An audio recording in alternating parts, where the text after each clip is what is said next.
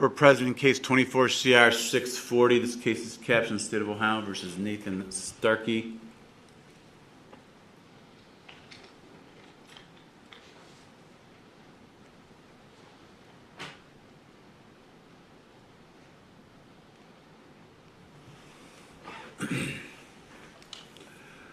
Defendant has been charged with violating the conditions of his community control sanctions. Scheduled for a probable cause hearing today. We're in open court with the defendant and his attorney, Mr. James Matthews. Mr. Matthews, what's the defendant's intention at this time?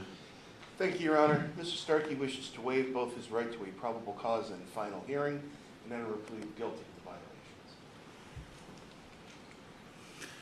Mr. Starkey, you have been charged with violating the conditions of your community control sanctions. Specifically, it's alleged you violated two separate rules. Rule 4 requires you to report the address at which you're actually living at. You're not to change that residency address without prior notification and approval from your probation officer. And you went to Toledo to be a resident of Racing for Recovery without informing your probation officer. That is the allegation. Second violation is Rule 9, which prohibits a probationer from leaving Lake County or your current county of residence without permission from your probation officer, and you're not to leave the state of Ohio without permission from the court. And again, you went to Toledo, Ohio without permission from your probation officer. Now, you have the right to have two hearings regarding these allegations. The first is a hearing where the state would be required to present some evidence to suggest you probably committed the violations. That's called a probable cause hearing. The next is called a final hearing on the merits, and that's a hearing where the state would be required to prove the actual merits of what they're alleging. Now, you could have either or both of these hearings, but you can also waive the hearings and plead guilty to the violations. Your attorney has indicated he believes that's what you want to do, is waive the hearings and plead guilty. Is that correct? Yes, Your Honor. Well, before I can accept your waiver and plea, I need to make sure you understand the potential penalties you face if you are found to have violated your community control sanctions. If, in fact, that did occur, the court could extend your probation up to 5 years. I could impose more restrictive sanctions against you, or I could terminate your probation and send you to prison. If I did that, it could be anywhere from 6 to 12 months on each count. Those terms can be served consecutive, ordered to be served consecutive to each other, so possibly 24 months in prison. You understand all the potential penalties you face if you are found to have violated your community control sanctions? Yes, Your Honor. Well, having been so advised, what do you want to do at this time? Do you want to have either of these hearings, or do you want to waive the hearings and plead guilty to the violations? I would like to plead guilty, Your Honor. Very well. As the first allegation, Rule 4, that you failed to report the residence where you're going to be living and you moved to, and we're going to fail to report the residence where you're going to be living to your probation officer before you did that. What's your plea? Guilty, Your Honor. As for the Rule 9 violation for leaving Lake County without permission of the court, what is your plea? Or without your probation officer, what is your plea? Guilty, Your Honor. The court will accept your plea. Find that you did violate your community control sanctions. Mr. Matthews, is there any reason not to go forward with sentencing? No, Your Honor. Anything you want to say on behalf of your client? Yes, thank you. Your Honor, Mr. Starkey is asking to remain on community control. He is indicating that if he is able, he believes he may be able to get his job back at Longhorn Steakhouse, and would like to address the court as to the specifics of these violations. Mr. Starkey, you have the right to address the court before your sentence. You can say anything you want. Is there anything you want to say at this time? Yes, Your Honor. Go ahead. First, I'd just like to apologize for troubling everyone here today. It all falls on my blame. I did not properly read the rules of probation. I thought it stated that I had to get permission to leave the state. I did not. I must have read it too fast when I signed it, and Craig Berry showed it to me when I was arrested. So I did violate. There's no doubt about that. You've been on probation in Lake County multiple times before. Those rules, the same rules have been in place since I've been a prosecutor 35 years ago. It's been a long time. I honestly, though, I thought it said I had to get permission to leave the state, and I apologize for that. As for going to Toledo, my parents live in Toledo, and that's the main reason why I wanted to go out there. The whole time I was at Lake House, I was planning to go to Team Recovery, and initially when I called Kim, she said that was fine, there wasn't a problem with that. And when she called back a week later, she stated that she had talked to you, and you said that I couldn't do Kim, you sober- told him it was fine. No, I did not tell him that it was fine. I said, you don't have a condition of sober living. I said, now I will say I said this. I said, I don't see where it would be a problem, but let me call the judge and talk to him first, because it wasn't a condition of his. But I very clearly called him back after I spoke with you and said the judge said absolutely not. Go ahead, Mr. Starkey. Yes, so she had called me back. Originally, when I talked to her, she said that there wouldn't be a problem. And I guess afterwards, she talked to my counselor and then called me back and said that she talked to you and you said I couldn't do sober living in Toledo. If I wanted to do sober living, I had to do it in Lake County. And I asked her that didn't seem fair to me, and she said I should write you a letter. So after getting off the phone with her, I had called my attorney, Brad Wolf, and asked him what I could do about it. He said to call and get clarification from Kim exactly what it was that I wasn't allowed to do. So I called and I left Kim a message saying that I wanted clarification, asking her if you were saying I couldn't leave the county or temporarily leave the county. I told her that my parents live in Toledo, and I was thinking maybe possibly just moving in with them. Well, it had nothing to do with your girlfriend. Nothing to do with my girlfriend. That's bullshit. I swear. You wanted to go there last time we were here because that's where your girlfriend was getting treatment. You wanted to go wherever she was. I was the one who wanted us to go to Team Recovery because my parents live in Toledo, All right. Your Honor. I left a message and said I was thinking about maybe just moving in with my parents. At the time, I was considering that option. So after about 2 days, I hadn't received a call back from her, so I called her again. And when I asked him for clarification about what it was that I wasn't allowed to do, I was asked her, are you saying I can't leave the county or temporarily leave the county? Because that's what my attorney asked me to ask. Kim stated that you said I can't go to the same facility as my girlfriend. And so I took it as I could possibly go to a different facility than she was at. And I didn't plan on How are you going. going to report to your probation officer? I drive. It's like I came down here. I never planned on missing a probation appointment.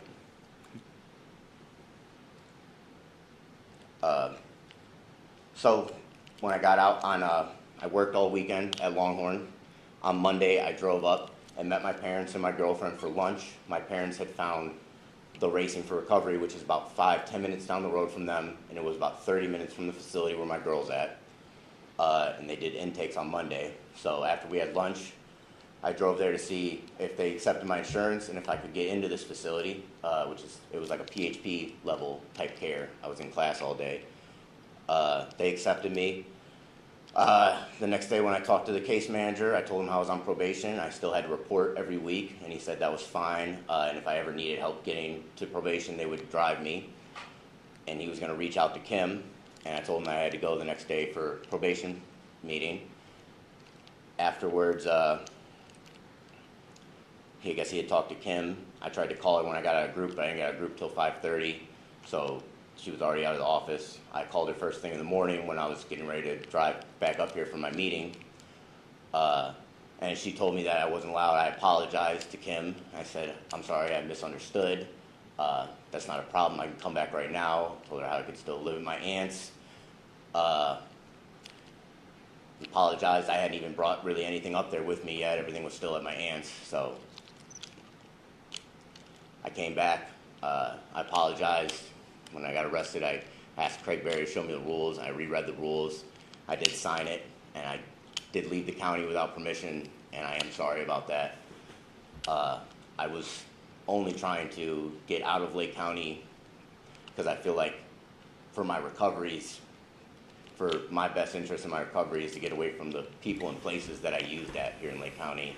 And I thought being around my parents who are not, they don't have a problem with drugs or alcohol, and I have a big family support up in Toledo area, which is why I wanted to go up there, Your Honor.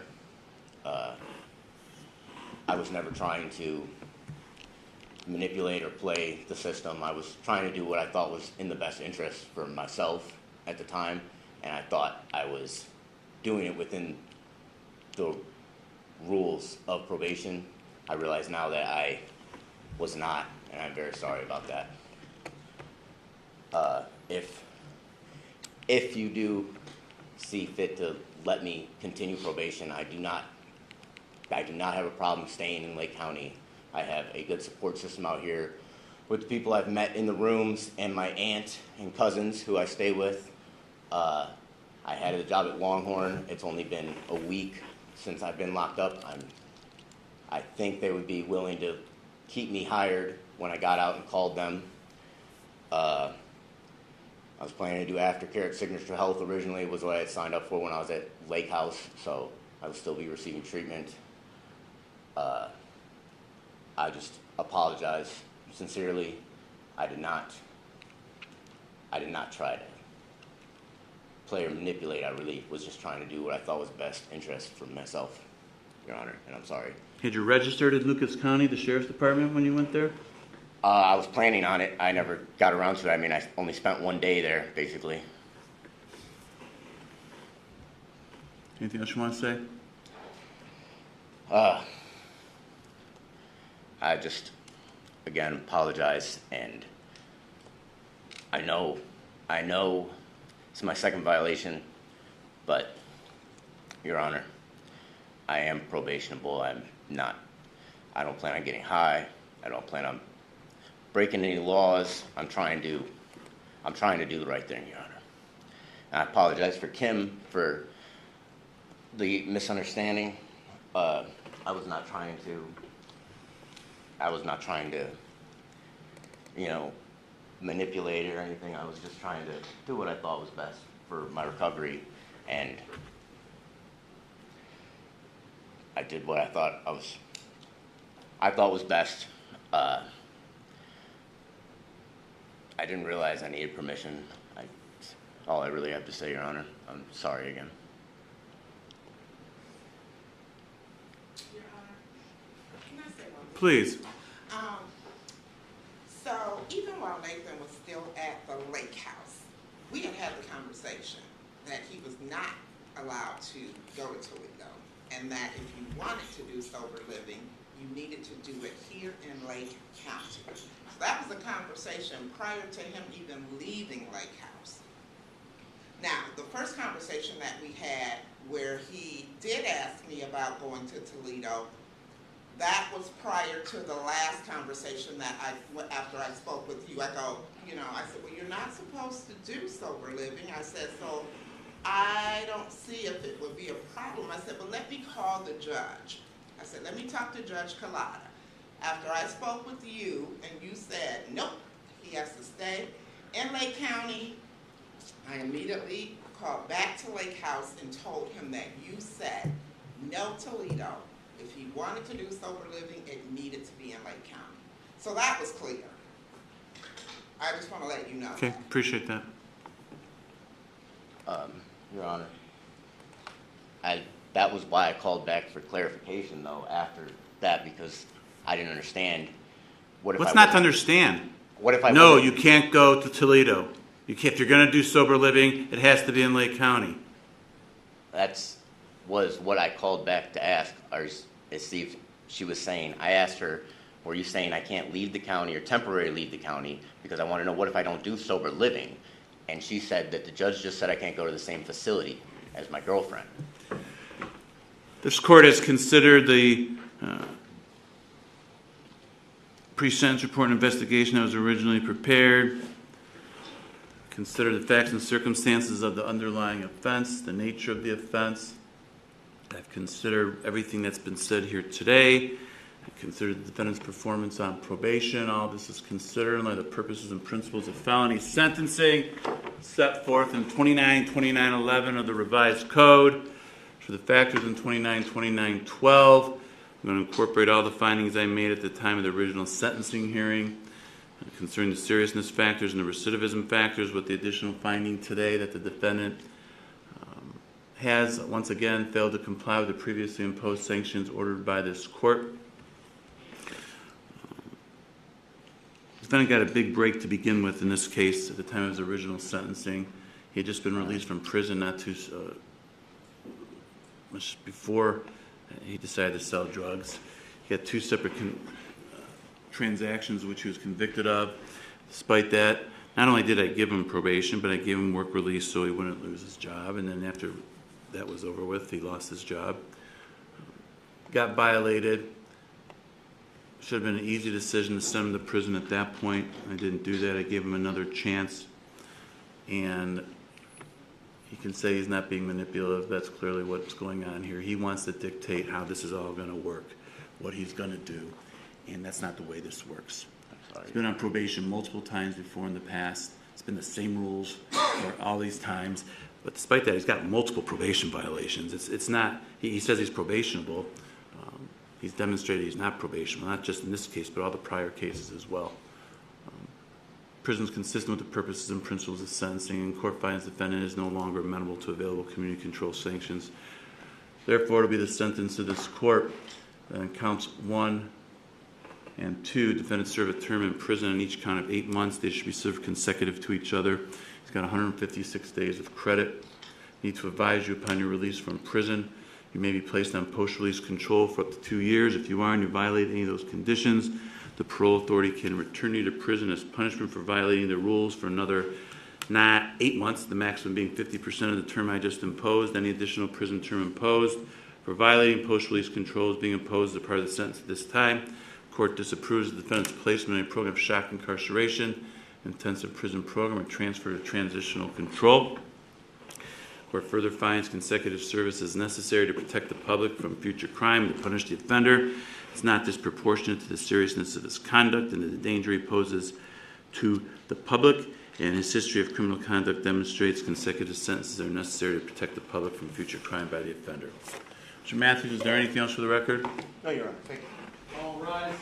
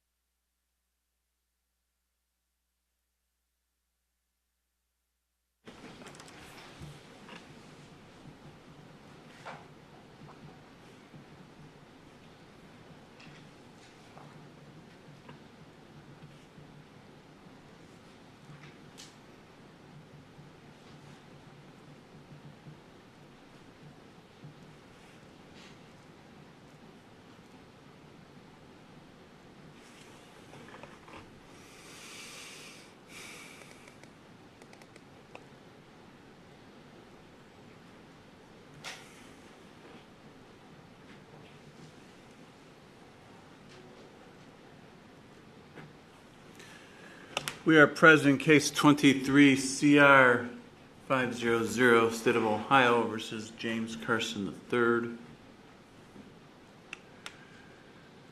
We're here for a hearing on the state's motion to terminate community control sanctions. Scheduled for a probable cause hearing, defendants in court with counsel Mr. James Matthews. Mr. Matthews, what's the defendant's intention at this time regarding the hearings? Thank you, Your Honor. Mr. Carson is going to waive both the probable cause and final hearings and a plea of guilty to the violation. Thank you.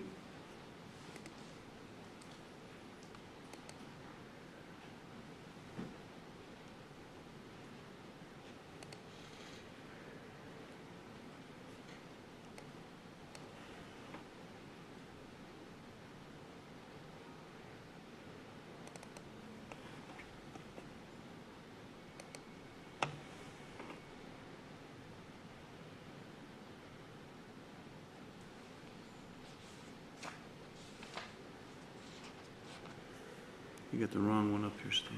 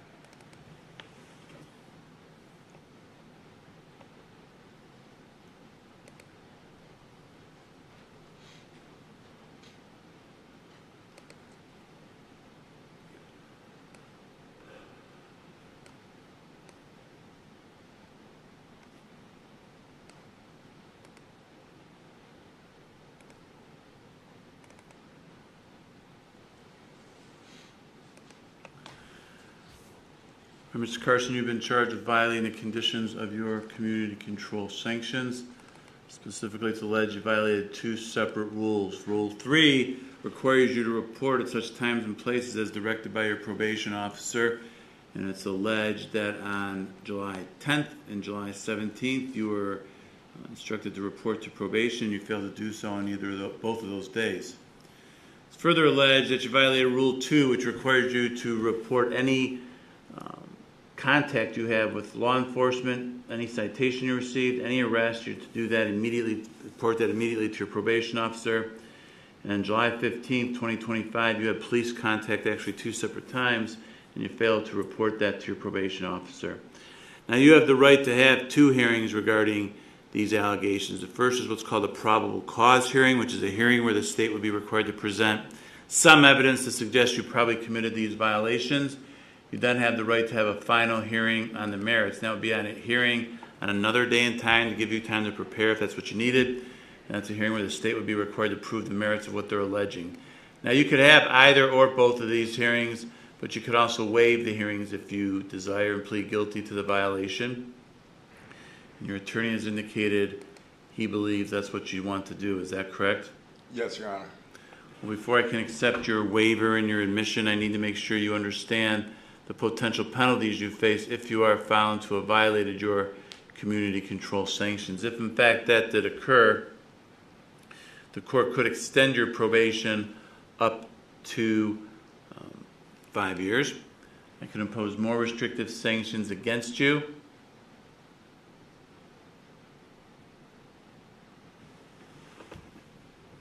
Hang on one second.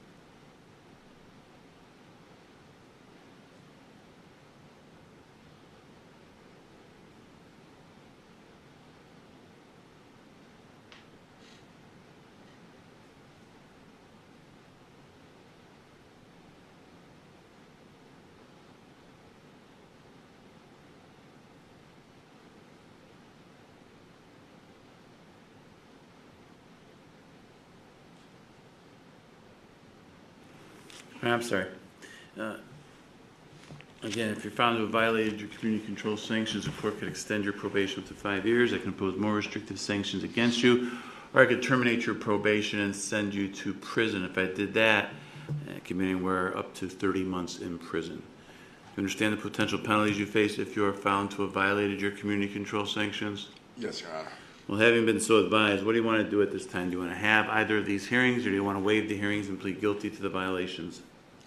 I'll waive the hearings and plead Very guilty. well. As to the allegation that you violated Rule 3 by failing to report to your probation officer as directed on July 10th and July 17th, what is your plea? Guilty. As to the alleged violation of Rule 2 that you failed to report police contact with that you had on July 15th, you failed to report that to your probation officer, what is your plea to that? Guilty. Right, the court will accept your pleas of guilty, find that you did violate your community control sanctions. Mr. Matthews, any reason not to go forward with sentencing? No, Your Honor. Anything you'd like to say on behalf of your client? Yes, thank you. Your Honor, Mr. Carson does wish to remain on community control. He's been on for about a year and a half. It is his first violation. He indicates that he has gotten into kind of what he refers to as a rough patch. He lost his job. He lost his residence for a period of time. He had lost his phone.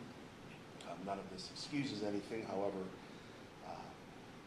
he does hope that the court will give him an opportunity to get back into the community so that he can seek employment. He indicates that he had a second interview for a job the day that he reported to probation and was arrested. Is that correct? Yes. And You had the interview or was scheduled to have he it was later? scheduled to have the interview that day. I had it. Oh, you had the interview? Yes. Oh, my apologies. But currently he is residing at Project Hope. He had been there prior to going to probation and being arrested. How long were you at Project Hope? I had just got there Monday. Where is that? It's right here, isn't this? It's Right here? like 25 Freedom. 25. You didn't tell probation that's where you're living? I was looking to let him know when I went in to see him Thursday.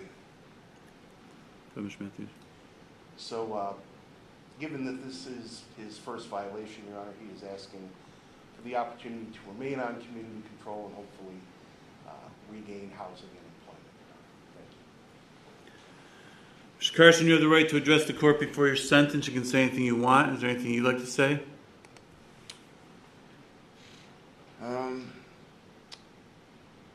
I'm asking, like my attorney, Attorney Matthews said, Your Honor, if I could please get extended and get my probation back. And I know I got to make my appointments. It was a downhill spiral. I lost my job. How'd you lose your job? It was through a temporary service, and I just looked at the phone one day and it said one before work, and it said that my assignment was over. So that right there was a downer.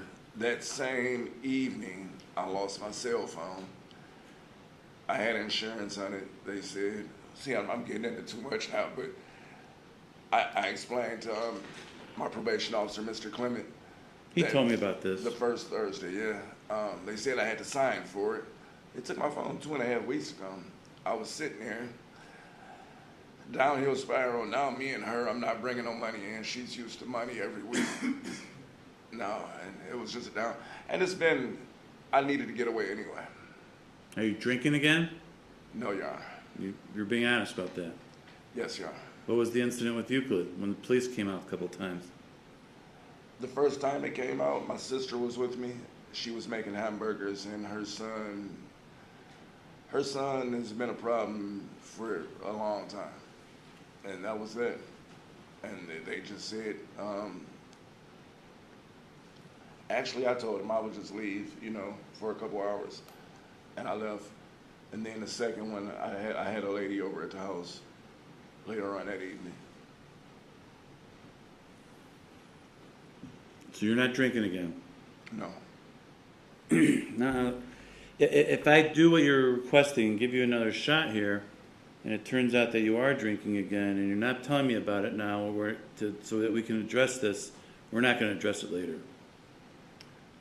I'm not drinking. All right.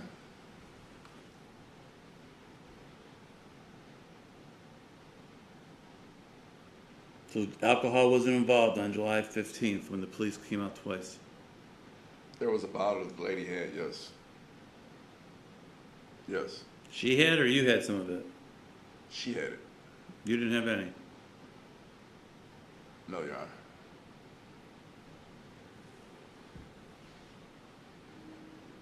You're not going to get violated if you tell me you did. I just want to know the truth. Because you couldn't look me in the eye when you said, no, I didn't. Is there anything else you want to say? I did have the second interview with, it's a place called OMCO. What's it called?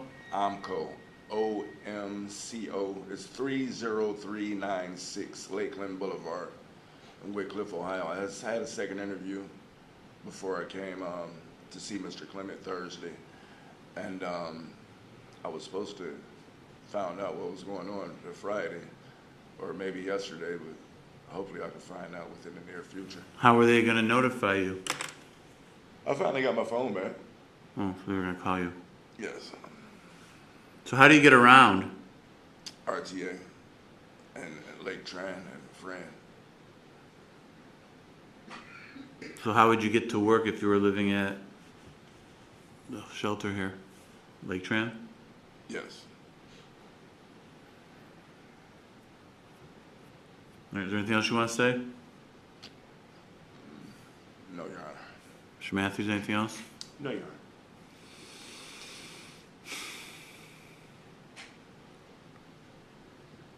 Court reviewed the original pre-sentence report and investigation. Have considered the facts and circumstances of the underlying offense, the nature of that offense. I've considered what's been said here today. I've also considered the defendant's performance on probation since the sentencing hearing. All this is considered in light of the purposes and principles of felony sentencing set forth in 29-29-11 of the revised code. As for the factors in 29-29-12, I'm going to incorporate all the findings I made at the time of the original sentencing, with the additional finding today that the defendant has failed to comply with previously imposed sanctions ordered by the court. Despite the violation, the court notes the defendant has done well on probation, and the sentencing was back in September of 23, and he's done well. This is the first violation there is. It's almost 2 years into it. He only had 6 more months to go, basically 8 more months. So I find at this point that prison is not consistent with the purposes and principles of sentencing. The defendant is still amenable to available community control sanction. I'm hoping that what you said, Mr. Carson, is in fact true, that you just basically ran into some bad luck there for a short bit and you were able to get out of it. So I'll give you the chance to do that. I'm not going to terminate your community control sanctions. I'm going to extend it by 6 months. So it'll expire now March 11th of 2026. Is that right, Derek? That's what you would have? It was going to expire September 11th, right? No, he had 30 Oh, he had 30 months. Never mind. That's right. I knew that. So It would technically be September. Sa- His extension would be the 6 months. September 11th of 26. So he'll basically have a year. Right. That's what I want to do. So I'm going to extend it 6 months. It was originally 30 months. So it'll expire September 11th of 2026. I'm going to order, how much credit is there right now on the just in the PV? On the PV, there's 6 days. I'm going to order the defendant to serve 36 days in jail, 6 days of credit. This last 30 days, I'm going to have him participate in the Transitional Day Reporting Program, where basically what that is, Mr. Carson, will start tomorrow. You're released in the morning. You'll meet with a probation officer, put a plan together for that day as to what you're going to do in terms of lining up housing, lining up employment, getting whatever else needs to be taken care of if there is any other issues. and then you're out in the community to address those and get that taken care of if you can. At the end of the day, you'll come back, report what happened. But if you are able to get a job lined up and you get your housing set, and then the rest of the 30 days will be vacated. You're not going to do the whole 30 days. The whole point is to get you out there and get that stuff set up where you still have a place, though, to come back. But once that work is set up, housing is set up, I'll vacate the rest of whatever time is left. Thank you, Your Honor. All the other conditions are going to remain the same. Not to use any drugs or alcohol. Must submit random urine screens. They must be negative. A positive screen's a violation.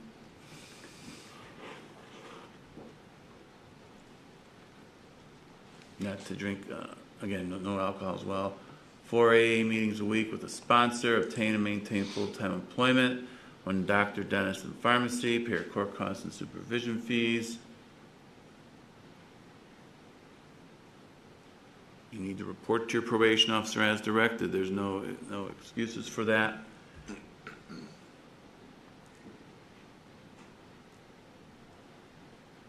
This is not a condition, it's a rule, but I'll emphasize it again. You need to report any contact you have with law enforcement, whether it results in a conviction, an arrest, or a ticket or not. Now, if you're walking down the street and you say hi to one, that's not to do that, but anytime they're called out for something, and they give you a ride somewhere just to diffuse the situation, that's contact with police. Okay.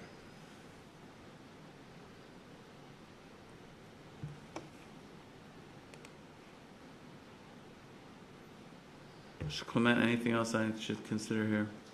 No, Your Honor, thank you. All right, Mr. Kirsch, understand all the conditions of your continued probation? Yes, Your Honor. Any questions for me? No, Your Honor. All right, I need to advise you, if you fail to comply with any of these conditions, any of the rules of probation, if you leave Ohio without permission from the court, or if you commit another crime while you're on probation, a motion to terminate will be filed. If it's found that you violated, I could extend you up to a total of 5 years, so 2 more years. I can impose more restrictive sanctions against you, or I could terminate your community control and send you to prison. If I did that, it'd be 30 months in prison, so that's what's hanging over your head. You understand that? Yes, Your Honor. All right. Mr. Matthews, anything else? No, Your Honor, thank you. All right, thank you.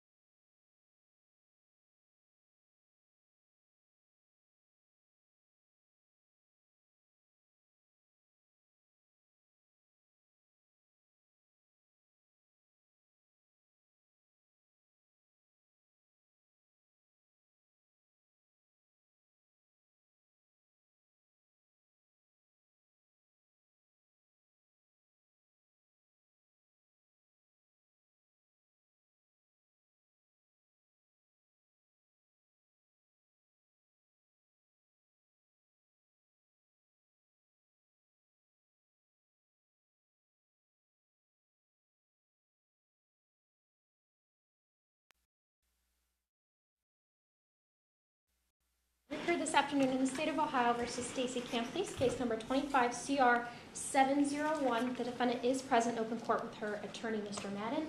We are here today for a change of plea. It is the state's understanding that the defendant will enter a plea of guilty to count 1, complicity to tampering with evidence, a felony of the 3rd degree. Count 4, complicity to grand theft, a felony of the 4th degree.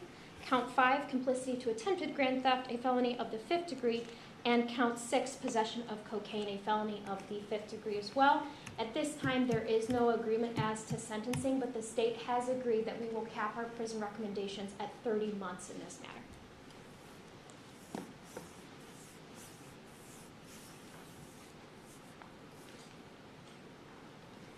Mr. Madden, does that sound accurate? 100% accurate, Your Honor, yes. And is it Camp Police? Is that how you say it? How you pronounce the last name? Camp Police. Camp Police. Were you able to hear what the prosecutor just had to say regarding what she believes your plans are here this morning? Yes.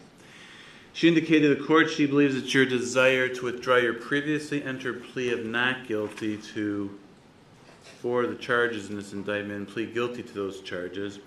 The remaining 5 counts would get dismissed. We would defer or continue sentencing to a later date to get some evaluations completed, come back on a future date for sentencing where there's no agreed recommendation that's been entered into, but the state has indicated that if it recommends prison, it will recommend no more than 30 months in prison.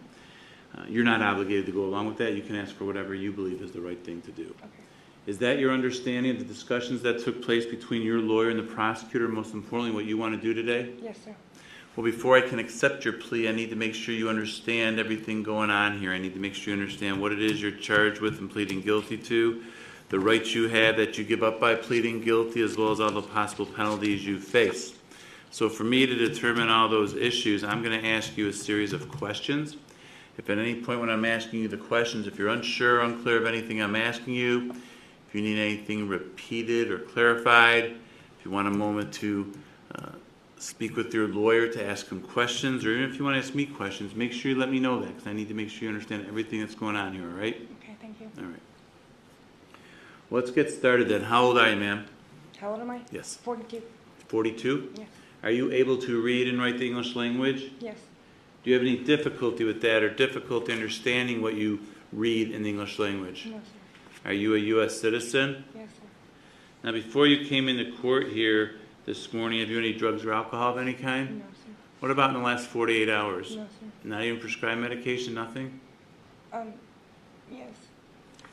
What medication? Cymbalta and Buspar and Lodipine at the jail. So what prescribed medication have you had in the last couple of days? Buspar. You need to speak up a little bit. Buspar and Cymbalta and Lodipine, I take it at the jail.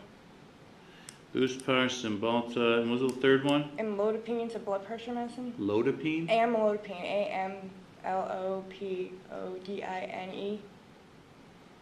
Say that one more time, I'm sorry. Amlopodine. Thank you. So those 3 medications, Buspar, Cymbalta, and Amlodipine? Yes. Okay. Do any of those medications affect your ability to understand or appreciate where you are, or what's going on, make it difficult to communicate, anything like that? No, sir. All right. Now, you should have received a copy, or I know you did, of this indictment. You would have gotten it sometime, looks like about a month ago, end of June, very beginning of July. You remember getting the document Yes. that sets forth the charges? Yes.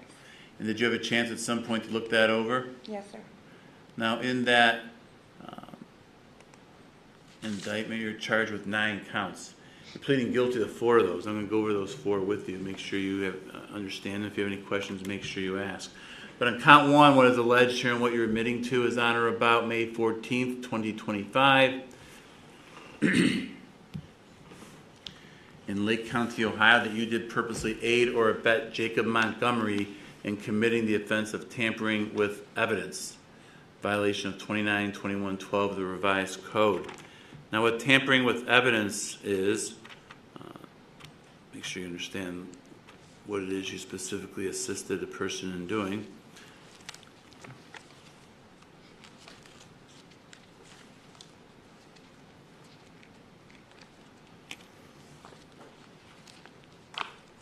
What is it? A what? That's- A1. Tampering with evidence prohibits any person from knowing,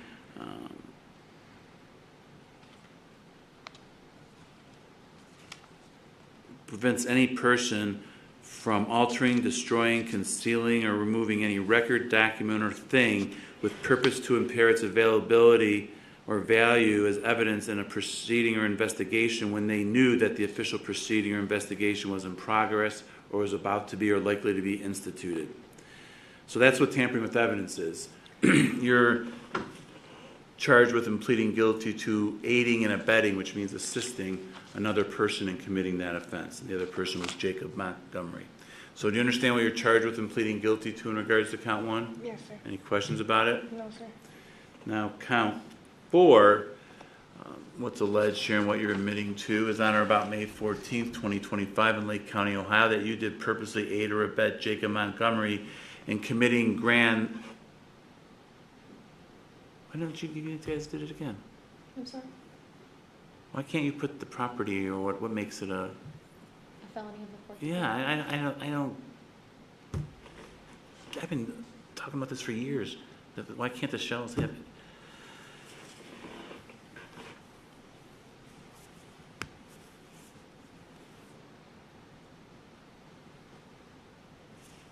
Why is it felony of the fourth degree? Your Honor, I will say I purposely asked before I indicted this and drafted it this way and was told that this was appropriate. By who? Karen Shepherd, Your Well- Honor. Maybe she can, I'll give her this, she can sit up here and say that. I mean, how's it? The way that complicity is, the discussion that we had is the way that complicity is. For years, it's always been you add, Because it doesn't have the elements of any of the offenses because the overarching charge is complicity, is the way it was explained to me. you can't just say that without, that's not true. It's not true. I don't care what you said, it's not true.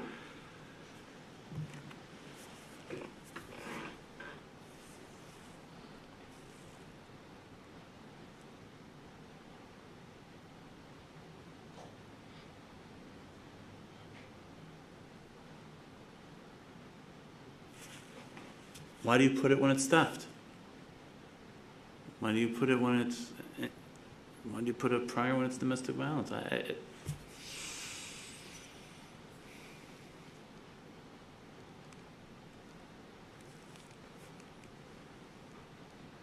What's the property here? A motor vehicle, Your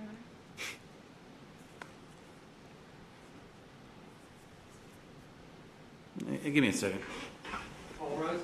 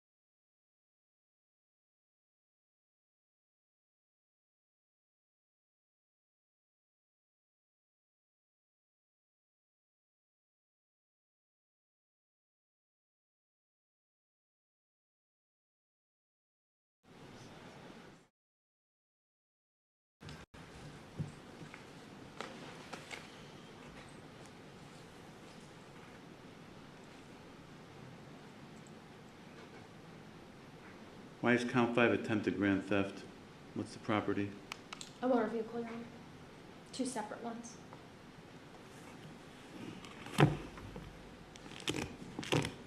When you charge someone with grand theft of a car, you don't even call it grand theft of a motor vehicle?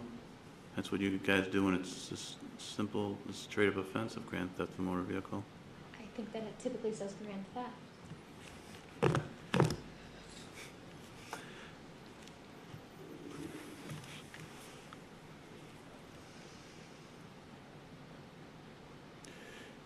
Ms. Camp, please, in count 4, it's alleged that you, on about May 14th, 2025, in Lake County, Ohio, that you purposely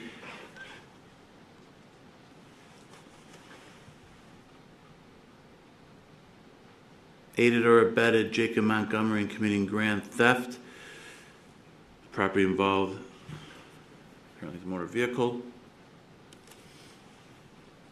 Grand theft means that you knowingly obtained or exerted control over the property of another with purpose to deprive that person of the property.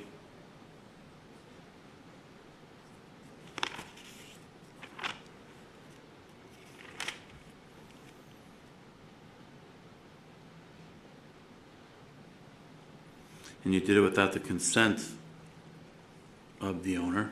The property involved is a motor vehicle, which makes the offense complicity to grand theft, felony of the 4th degree. Count, you understand what you're charged with in that count, what you're pleading guilty to? Yes, sir. Any questions about it? No, sir. In count 5, it's alleged that on or about May 14th, 2025, in Lake County, Ohio, that you did purposely aid or abet Jacob Montgomery in committing attempted grand theft. I presume the property is a motor vehicle. That charge constitutes the offense of complicity to attempted grand theft of felony of the 5th degree. Do you understand what you're charged with in pleading guilty to in count 5? Yes, sir. Lastly, in count 6, it's alleged that on or about May 14th, 2025, in Lake County, Ohio, that you did knowingly obtain, possess, or use cocaine or some compound mixture, preparation, or substance containing cocaine in an amount that did not equal or exceed 5 grams. The charge is possession of cocaine, a felony of the 5th degree. Do you understand what you're charged with in pleading guilty to in count 6? Yes, sir. Any questions? No, sir. So you understand the nature of the 4 charges you're pleading guilty to? Yes, sir. Now, there are 5 other counts of this indictment. Those are all being dismissed pursuant to the agreement. Do you understand that? Yes, sir. Any questions about any of those 5? No, sir. Well, before I accept your plea,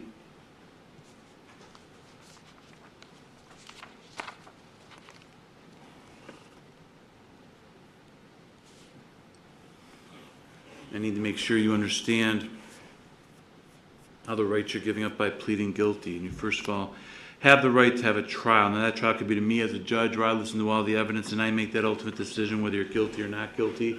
But you also have a constitutional right to have a jury trial, and that would be in front of 12 citizens here from Lake County who would listen to all the evidence each side wanted to present.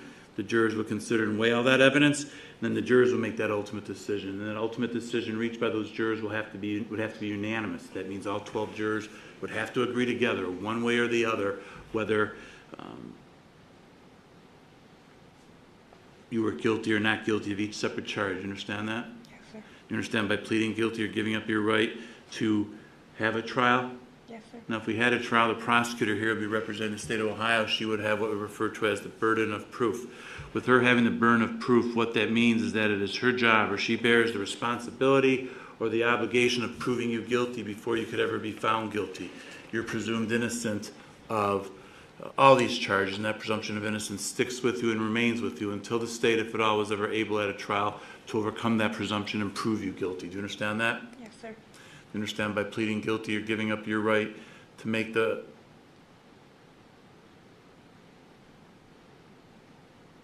strike that. When I talk about the burden of proof, since this is a criminal case, the burdens are called proof beyond a reasonable doubt. It's the highest burden there is in our justice system, and it means the prosecutor would have to present evidence to prove each element or each part of these charges beyond any reasonable doubt before you could ever be found guilty of any of these charges. Do you understand that? Yes, sir. Do you understand by pleading guilty you're giving up your right to make the prosecutor prove you guilty beyond a reasonable doubt? Yes, sir. Now, in order to try to do that, if we had a trial, the prosecutor would present witnesses to the jury or to the judge by bringing them into court and asking them questions. Once those witnesses testify for the state your attorney would have the right on your behalf to ask those same persons questions. That's called cross-examination.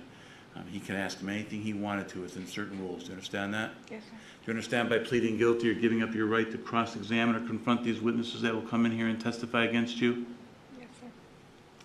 Now, you'd also have the right at a trial. You can call your own witnesses to come into court and testify for you if you wanted to and answer your lawyer's questions. Now, you're not required to do that. You don't have to do that, but you have a right to do that. Do you understand that? Yes, sir. And you further can request the court issue an order. That order is called a subpoena. And what a subpoena would do is it would force or make someone come to court and testify for you and answer your lawyer's questions if they were not willing to come in voluntarily on their own. Do you understand that? Yes, sir. Do you realize you're giving up that right? Yes, sir. You need to speak up a little bit, please. Yes, sir. You also have a right at a trial. You could choose to testify on your own behalf if you wanted to, but you do have a constitutional right not to testify if you don't want to. That is a decision or a choice that you would have to make. Do you understand that? Yes, sir. And since that's your choice, what that really means then is that nobody else could force you or make you. Nobody could compel you to testify against yourself at a trial if you didn't want to. I can't make you testify. More importantly, the prosecutor here is not allowed to call you as a witness and force you to get up on the stand and testify. Your own attorney can't make you testify if you didn't want to. Do you understand that? Yes, sir. Further understand, if we went to trial and you were found guilty, you'd have the right to appeal or challenge that guilty finding. By pleading guilty here today, you're giving up or waiving any right you have to appeal a guilty finding. This court will enter if your plea is accepted, as well as any other issues you could have raised or brought to my attention up to this time. Do you understand that? Yes, sir.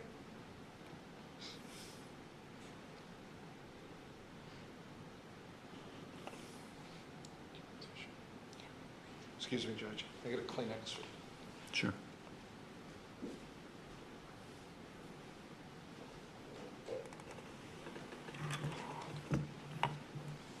Thank you. You all set? So do you understand all these rights we've just discussed? These are all the rights you have and all the rights you're giving up by pleading guilty. You understand them all? Yes, sir. Any questions? No, sir. Do you still want to plead guilty? Yes, sir.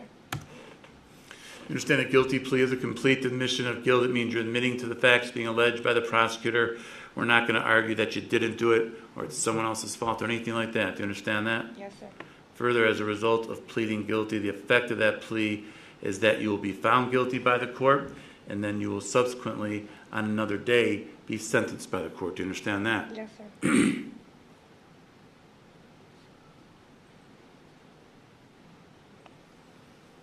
Now, as far as sentencing goes, you're pleading guilty, count one, to the complicity of tampering. It's a felony of the third degree. This offense is punishable by a possible term in prison of a minimum of 9 months, a maximum of 36 months, or increments in between of either 12, 18, 24, 30. So if I impose a prison sentence, I'll select one of those numbers, 9, 12, 18, 24, 30, or 36, and that'd be the number of months in prison you have to serve for that count. Do you understand that? Yes, sir.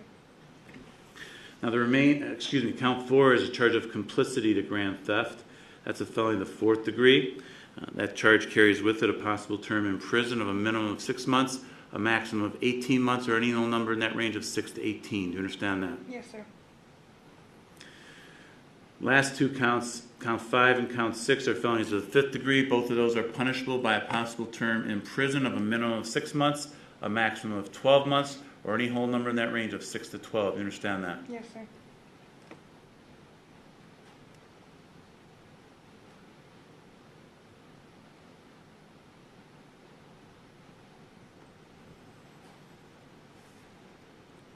Now, since you're pleading guilty to 4 separate charges here, if I were to impose a prison sentence, I'd impose a prison sentence on each count. And then as the judge, I had the discretion to run those sentences concurrent or consecutive. Concurrent means together at the same time. Consecutive means one after the other. So in this case, if I gave you the maximum sentence on each count and ran them all consecutive, you're looking at a maximum possible prison sentence of 6.5 years in prison. You understand that? Yes, sir.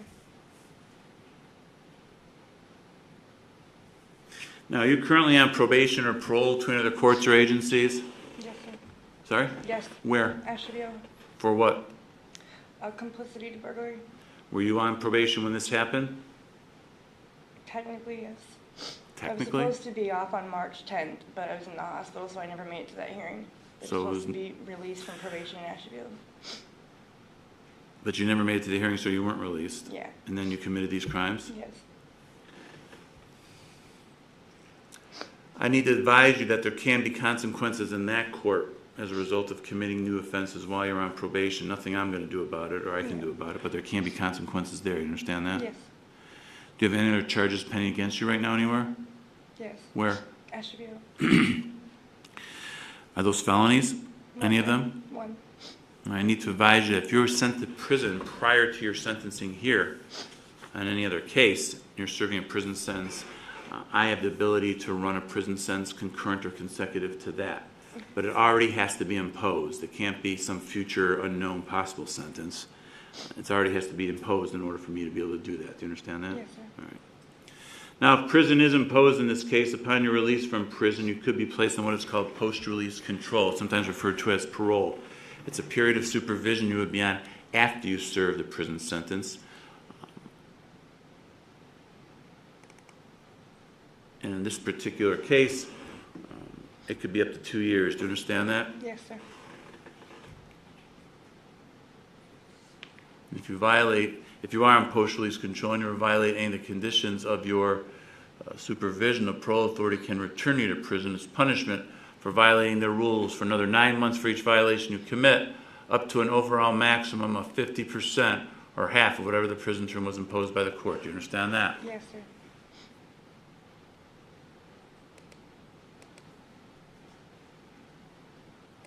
Now, aside from the possible prison sentence, there are other sanctions that could be ordered.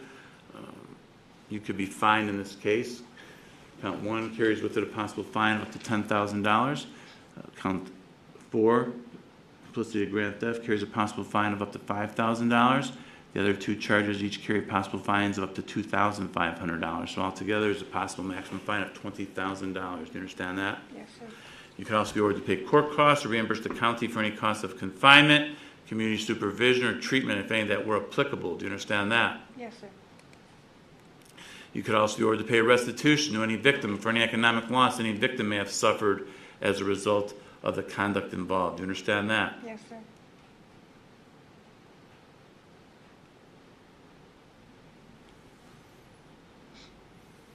The cocaine charge also carries with it a possible 5-year license suspension, or up to 5 years. Do you understand that? Yes, sir.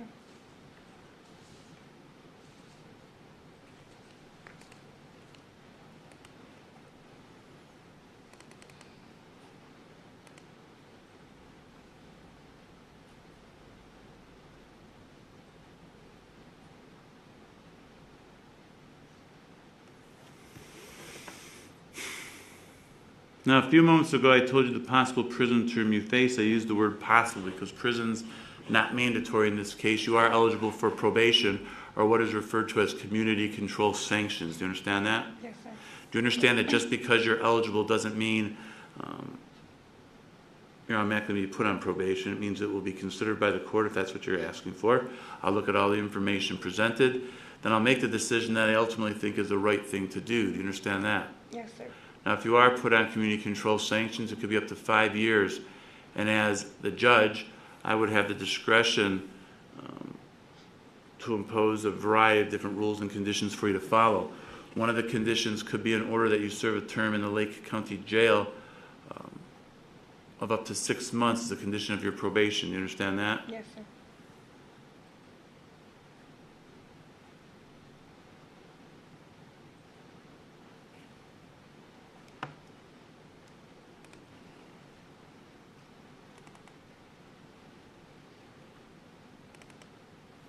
Further, if you're on probation, you ever violate any of the conditions of your probation, we would have a hearing to see if you're what's called a probation violator. If it was determined that you were, I could extend your probation up to 5 years if it wasn't originally 5 years. I could impose more restrictive sanctions against you, or I could terminate your probation and send you to prison. And if I did that, again, it could be the time period I told you before, which ultimately could be up to 6.5 years in prison. You understand that? Yes, sir. Lastly, when we do come back here for sentencing, you're going to have the right at that time to say anything you want. Anything you want me to know or consider. Your lawyer could speak on your behalf. He can recommend the sentence to the court. The prosecutor can also recommend the sentence to the court. Do you understand that? Yes, sir. Do you understand that whatever the attorneys say at sentencing regarding what they think the sentence should be, it is just what I said. It's a recommendation, and I'm not obligated to go along with that if I don't think that's the right thing to do. Do you understand that? Yes, sir.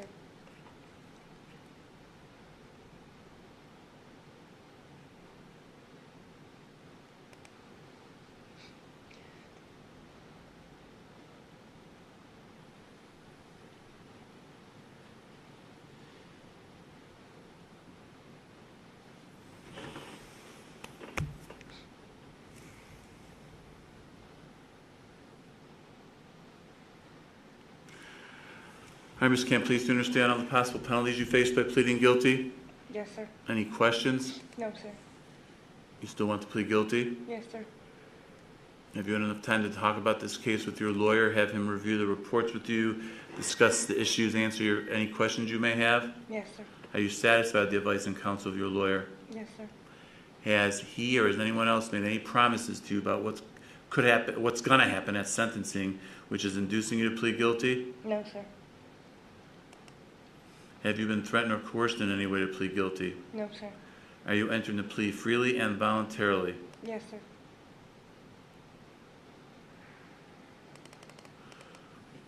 All right, do you have any questions for me at this time regarding anything we've just talked about, what you're pleading guilty to, the rights you have, the possible penalties you face? Any questions at all? No, sir.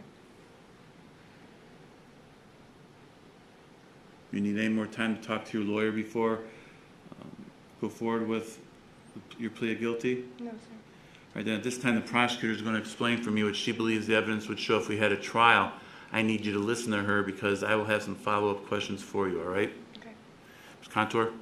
Thank you, Your Honor. If this matter would have proceeded to trial, facts would have shown that on May 14th of 2025 in Lake County, the defendant was a passenger in a vehicle driven by Jacob Montgomery. That vehicle failed to comply from multiple police agencies, Willoughby, Wickliffe, and for about 40 minutes, during which Sergeant Cook from the Willowwood Police Department was following the vehicle very closely. He could see Mr. Montgomery and Ms. Camplice handing back and forth what he saw to be a smoking pipe while he was operating the vehicle. He also witnessed Ms. Camplice reaching back behind her into the back seat, handing Mr. Montgomery items to which he was throwing out the window. He would have testified that he saw small baggies of what in his training and experience was narcotics.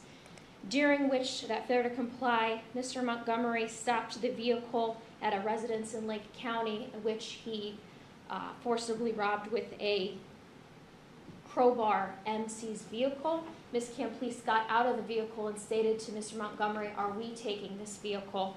They got into that vehicle and continued to fail to comply in that vehicle. They went all the way through Kirtland and into Geauga County. They crashed into a pump at the Get-Go gas station. Once again, got out of their vehicle and attempted to take a second vehicle. At that time, they were unsuccessful and were held at gunpoint and arrested. The first vehicle that they were in, which was theirs, when that was searched, a smoking pipe was found on Ms. Camplice's seat where she was seated in the vehicle, sent to the Lake County Crime Lab, and confirmed to contain cocaine, Your Honor. Ms. Camplice, were you able to hear what the prosecutor had to say regarding what she believes the evidence would show if we had a trial? Yes, sir. And what, if anything, do you have to say about those facts as she presented them? Are they true? Did you do what she said? Yes, sir. Very well. Regarding count one, charging with complicity to tampering with evidence, a felony of the third degree, what is your plea to that? Guilty. Regarding count four, charging with complicity to grand theft, a felony of the fourth degree, what is your plea to that? Guilty. Regarding count five, charging with complicity to attempted grand theft, a felony of the fifth degree, what is your plea to that? Guilty. Regarding count six, charging you with possession of cocaine, a felony of the fifth degree, what is your plea to that? Guilty. All right, I have in my possession here a document called a written plea of guilty and judgment entry, which explains and sets forth everything I've just gone over with you. Before I can accept your plea, I need to make sure you understand this document and that you sign it here in open court. Now, my understanding is before I came out here, you had a chance to go over this document with your lawyer. Is that correct? Yes, sir. Mr. Madden, is that accurate? Did you review this with Ms. Camplice? Go over it with her, read it to her, answer her questions? Yes, Judge. Did she indicate an understanding of it to you when you did that? She did. She asked appropriate questions and indicated that she understood and still wanted to proceed. Is that correct, Ms. Camplice? Yes, sir. You understand the document? Yes, sir. Any questions for me? No, sir. Now, it also appears you signed the document. Did you sign it? Yes, sir. Mr. Madden, you witnessed that? I did, sir. Ms. Contour, you as well? I did, Your Honor. Very well, then. At this time, the court will accept the defendant's oral and written plea of guilty. Let the record reflect the defendant was here in open court with her lawyer, advised of all her constitutional rights, and made a knowing, intelligent, voluntary waiver of those rights. The court also finds the defendant understands the nature of the charge, the effect of the guilty plea, as well as the maximum penalty that can be imposed. Finding this to be knowing, intelligent, and voluntary, the court will accept the defendant's plea, find the defendant guilty of count one, complicity to tampering with evidence, a felony of the third degree in violation of 292303A2 and 2921.12A1. I'll find the defendant guilty of count 4, complicity to grand theft in violation of 2923.03A2 and 2913.02A1, felony of the fourth degree. I also find the defendant guilty of count 5, complicity to attempted grand theft.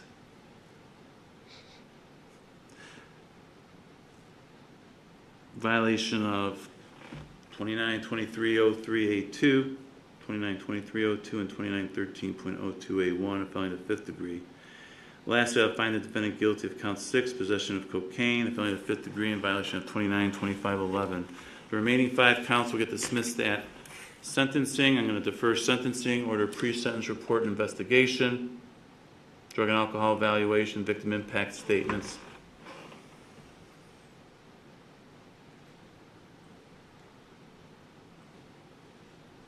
Continue defendant's bond. Is there anything else for the record at this time, Mr. Madden? No, sir. Ms. Contour? Nothing for the All rise. Just so you know, there was every grand theft motor vehicle says grand theft motor.